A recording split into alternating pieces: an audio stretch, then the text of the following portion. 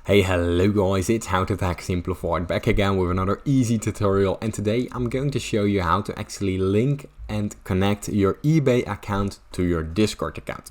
Now it's a very easy process, so let's get straight into it. First thing that we want to do is open up our Discord account right here.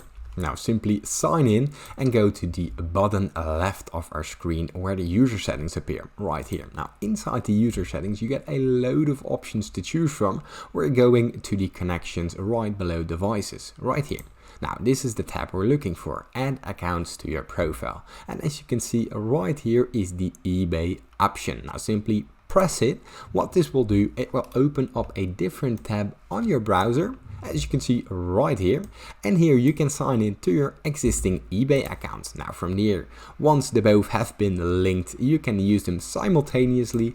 Will bring you back to Discord, and here you will link them and connect them. Now if you still get any other questions or if this tutorial has helped you, please leave it in the comments down below. Leave a like and subscribe, it helps me out a ton, and thank you for watching.